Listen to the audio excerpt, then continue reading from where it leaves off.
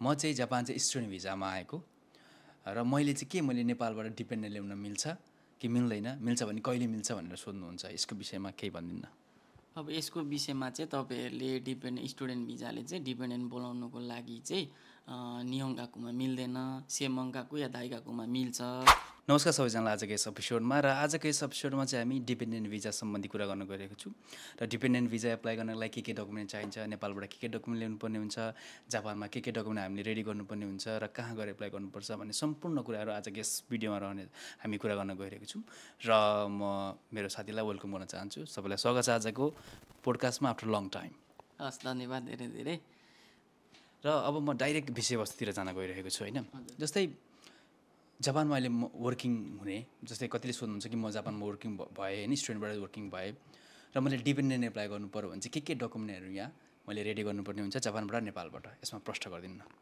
अब वर्किङ हुने व्यक्तिले चाहिँ डिपेन्डेन्टमा बोलाउनुको लागि नेपालमा चाहिने डकुमेन्ट भनेको चाहिँ म्यारिज सर्टिफिकेट चाहियो, रिलेसनसिप सर्टिफिकेट चाहियो, अनि आफ्नो फोटो भयो र पासपोर्टको कलर प्रिन्ट कपी भए हुन्छ। र जापानमा रेडी गर्नुपर्ने डकुमेन्ट भनेको चाहिँ जायरु कार्डको कपी, पासपोर्टको कपी, अनि कम्पनीबाट लिने जाइसक्यो सोमेन्स्यो, त्यस पछाडि आफ्नो ओडाबाट लिने जुमिनियो खाजेनोजे सोमेन्स्यो चाहियो।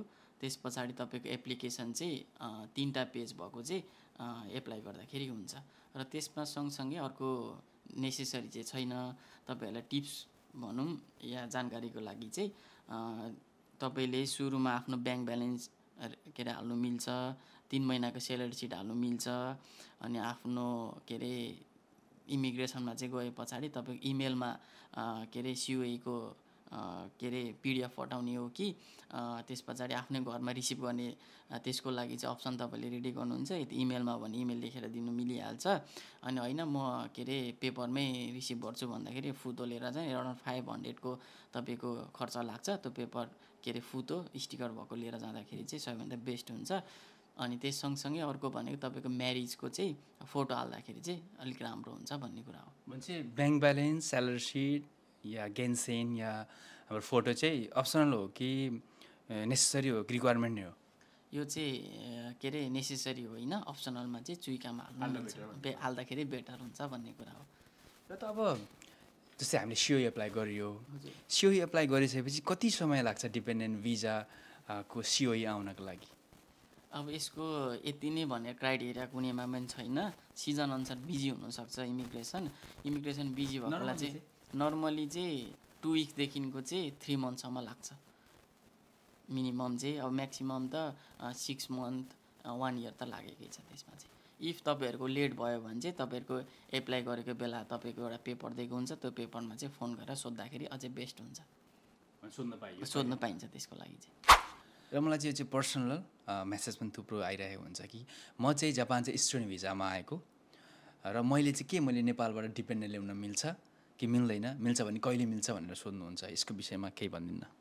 अब यसको विषयमा चाहिँ तपाईँहरूले स्टुडेन्ट भिजाले चाहिँ डिपेन्डेन्ट बोलाउनुको लागि चाहिँ नियोङ्गाकुमा मिल्दैन, सेमङ्गाकु या दाइगाकुमा मिल्छ।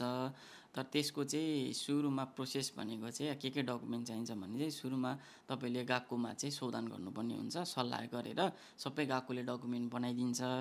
अनि त्यस पछाडि तपाईँले नेपालबाट ल्याउने डकुमेन्ट भनेको आफ्नो म्यारिज सर्टिफिकेट भयो, रिलेसनसिप सर्टिफिकेट भयो, अनि यहाँनिर जापानमा चाहिने खाजेनोजे सोमेन्स्यो भयो, ब्याङ्क ब्यालेन्स भयो, अनि जुमिनियो भयो, अनि फोटो, यी सबै रेडी गरेर चाहिँ तपाईँले इमिग्रेसन गरेर एप्लाई गर्दा हुन्छ।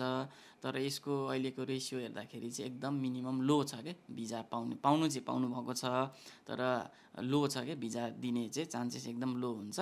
सकभर चाहिँ मैले पर्सनली भन्दाखेरि चाहिँ तपाईँ यत्रो सेममा यदाइगाको पढिरहनु भएको छ नि, 1-2 वर्ष वेट गरेर तपाईँको वर्किङ गरे पछाडि चाहिँ डिपेन्डेन्ट एप्लाई गर्दा सबभन्दा बेस्ट हुन्छ भन्ने कुरा हो। किन अगाडि गएर रिस्क लिने भन्ने कुरा। हजुर। र त अब अर्को क्वेसन तपाईँलाई सोध्न गइरहेको छ कि जस्तै लेट्स से जापानमा 2जना वर्किङ हुनुहुन्छ र 1जना चाहिँ डिपेन्डेन्ट बस्न चाहनुहुन्छ भने डिपेन्डेन्ट भिजा एप्लाई गर्नको लागि के डकुमेन्टहरू चाहिन्छ नेपालबाट र जापानबाट? 2जनै वर्किङमा हुनुहुन्छ, त्यसको लागि डकुमेन्ट चाहिने नेपालबाट आफ्नो 2जनै साइडबाट बनाउनु पर्ने डकुमेन्ट भनेको चाहिँ बर्थ सर्टिफिकेट चाहियो 2जनाकै। अनि अर्को भनेको रिलेसनसिप सर्टिफिकेट 2जनाकै चाहियो, अनि त्यसमा अनम्यारिड सर्टिफिकेट 2जनाकै चाहियो, अनि त्यस पछाडि आफ्नो फोटो भयो है। अनि त्यस पछाडि काठमाडौँको के अरे परराष्ट्र मन्त्रालयमा जाने, त्यसको स्ट्याम्प भेरिफाई गर्ने, त्यो डकुमेन्ट जापानमा आए पछाडि तपाईँले फेरि टोकियो एम्बेसीमा गएर फेरि भेरिफाई गर्नुपर्ने हुन्छ। अनि त्यस पछाडि तपाईँ आफू बसेको चाहिँ सिटी अफिसमा गएर तपाईँहरूले चाहिँ म्यारिडको रेजिस्ट्रेसन गर्नुपर्ने हुन्छ। त्यसको लागि चाहिँ आफूले एक एकजना साथी लिएर जानुपर्ने हुन्छ, साक्षीको लागि हो। आङ्को लिएर गएपछि त्यहाँनिर तपाईँको म्यारिज रेजिस्ट्रेसन हुन्छ।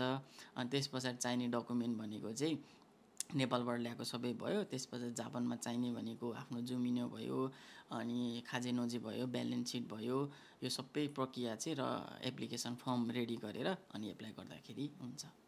र अर्को प्रश्न तपाईँलाई सोध्न चाहन्छु कि अघि त हामीले वर्किङ कुरो गऱ्यौँ होइन, र अहिले चाहिँ एकजना वर्किङ हुनुहुन्छ र अर्कोजना चाहिँ स्टुडेन्ट हुनुहुन्छ। उहाँहरू डिपेन्डेन्ट भिजामा एप्लाई गर्न चाहनुहुन्छ भने चाहिँ के डकुमेन्ट चाहिन्छ र के कस्तो प्रोसेस रहन्छ?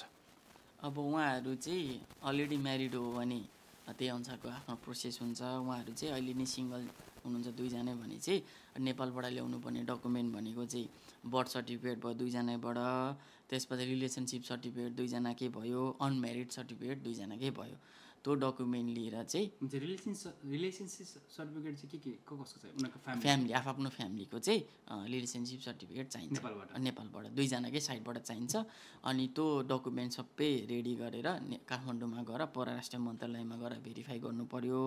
त्यो भेरिफाई भएको डकुमेन्ट जापान आउँछ, अनि फेरि तपाईँ चाहिँ टोकियोमा भएको नेपाल एम्बेसीमा जाने, फेरि भेरिफाई गर्नुपर्ने हुन्छ। अनि त्यस पछाडि चाहिँ आफ्नो सिटी अफिसमा जाने, सिटी अफिसमा गएर चाहिँ म्यारिज रेजिस्ट्रेसन गर्नुपर्ने हुन्छ। म्यारिज रेजिस्ट्रेसन गर्नको लागि आफ्नो एक एकवटा साथी, केटा पक्ष केटी पक्षबाट लिएर जाने, साक्षीको लागि त्यहाँनिर सिग्नेचर गर्नुपर्ने हुन्छ। अनि त्यस पछाडि तपाईँको आफ्नो कम्पनीबाट जाइसक्यो सोमेन्स्यो, अनि जुमिन्यो, खाजेनोजी सोमेन्स्यो, अनि त्यो डकुमेन्टहरू र के अरे एप्लिकेसन फर्म भर्ने। त्यस पछाडि चाहिँ हजुरले चाहिँ एप्लाई गर्न सक्नुहुन्छ। र यो चाहिँ एकदमै कमन रहेको छ कि जापानमा स्टुडेन्टमा आउँदाखेरि सुरुमा सिङ्गल भनेर आउने, र पछि चाहिँ अब वर्किङ गरिसकेपछि हामीले डिपेन्डेन्ट बोलाइन्छ नि त। त्यस्तो केसमा चाहिँ जस्तै अब सुरुमा त सिङ्गल भनेर आयो, अलरेडी म्यारिड छ, हामी अलरेडी म्यारिड हो भन्ने कुरा भयो होइन, र एप्लाई गर्नु पर्यो भने चाहिँ के डकुमेन्ट चाहिन्छ? अब त्यसको लागि चाहिँ भरिसक तपाईँले सुरुमा कोही कसैले एप्लाई गर्न लानु भएको छ भने चाहिँ तपाईँको म्यारिड हो भने म्यारिड हालेर एप्लाई गर्नु, सिङ्गल हो भने सिङ्गल एप्लाई गर्नु। पहिला सिङ्गल हुँदाखेरि छिटो भिजा आउने भन्ने कुरा पहिला त्यो भएको थियो। त्यो एउटा कन्सेन्टेन्सीको कुराहरू पनि भयो, तर जे हो त्यो एप्लाई गरेर आउनुहुन्छ। इफ तपाईँ के अरे सिङ्गल भनेर एप्लाई गरेर आउनुभयो, तपाईँको वर्किङ भयो, अब डिपेन्डेन्टमा बोलाउनुको लागि के गर्नुपर्छ भन्ने कुरा हुन्छ। अब डकुमेन्ट भनेको तपाईँको चाहिने के अरे म्यारिड सर्टिफिकेट भयो, रिलेसनसिप सर्टिफिकेट भयो, अनि त्यस पछाडि भनेको पासपोर्टको फोटोकपी भयो, अनि जापानबाट आफूले कम्पनीबाट लिने भनेको जाइसक्यो सोमेन्स्यो भयो, अनि जुमिन्यो भयो, अनि त्यसमा खाजेनोजी सोमेन्स्यो भयो। अनि लास्टमा चाहिँ अनि तपाईँको मिस्टेक भएको एउटा के अरे के भन्छ रिजन लेटर हुन्छ, एपोलोजी लेटर हुन्छ। त्यो चाहिँ तपाईँले फिलअप गरेर हाल्दाखेरि चाहिँ तपाईँको चाहिँ त्यसबाट चाहिँ भिजा आउने चान्सेस धेरै हाई हुन्छ। मान्छे document plus apology letter reason चाहिँ दिनु पऱ्यो नि त, के भएर चाहिँ यो भयो भन्ने कुरा चाहिँ हुन्छ। र अर्को एउटा फेरि म तपाईँलाई प्रश्न सोध्न गइरहेको छु कि कतिपयले मलाई सोध्नुहुन्छ कि मैले सुरुमा स्टुडेन्ट भिजामा एप्लाई गरेको थिएँ, मेरो सिओई रिजेक्ट भयो, या मैले आफ्नो विविध कारणवश मैले आएको सिओई क्यान्सल गरेँ, अब म डिपेन्डेन्ट भिजामा आउन चाहन्छु जापान, या वर्किङ भिजामा आउन चाहन्छु, त्यसले मेरो भिजामा इफेक्ट हुन्छ कि हुँदैन, असर पर्छ पर्दैन, आउने चान्स कतिको हुन्छ भनेर सोध्नुहुन्छ क्या, यसमा केही भनिदिनु न। त्यसमा इफेक्ट नै भनेर चाहिँ त्यस्तो छैन काहीँ पनि। तर तपाईँले चाहिँ एप्लिकेसन के अरे फिलअप गर्दाखेरि तपाईँको त्यहाँनिर पेजमा चाहिँ लेखेको हुन्छ क्या, तपाईँको के अरे जापान पहिला क्यान्सल भएको हो कि के भएको छ भने त्यहाँ लेख्ने ठाउँ छ। त्यहाँनिर चाहिँ तपाईँको क्यान्सल भने र क्यान्सल लेख्ने र मिति लेख्नुपर्ने हुन्छ त्यहाँनिर। त्यति गरेपछि हुन्छ। धेरै धेरै धन्यवाद आजको यस पोडकास्टको लागि। र फेरि यदि तपाईँ कुनै कन्फ्युजन हुनुभयो कि भिजा सम्बन्धी या डिपेन्डेन्ट भिजा कसरी एप्लाई गर्ने यस सम्बन्धी केही प्रश्न रहेछ भने हजुरले कमेन्ट गर्न सक्नुहुन्छ, हामी त्यो प्रश्नको उत्तर दिने प्रयास गर्नेछौँ। र केही कुनै अरू टपिकमा पनि हजुर जान्न चाहनुहुन्छ, बुझ्न चाहन्छ जापान सम्बन्धी भने हजुरले कमेन्टमा या मलाई मेसेज गर्न सक्नुहुन्छ, हामी आफ्नो तर्फबाट प्रयास गर्नेछौँ। धेरै धेरै धन्यवाद सरलाई। हस्, धन्यवाद।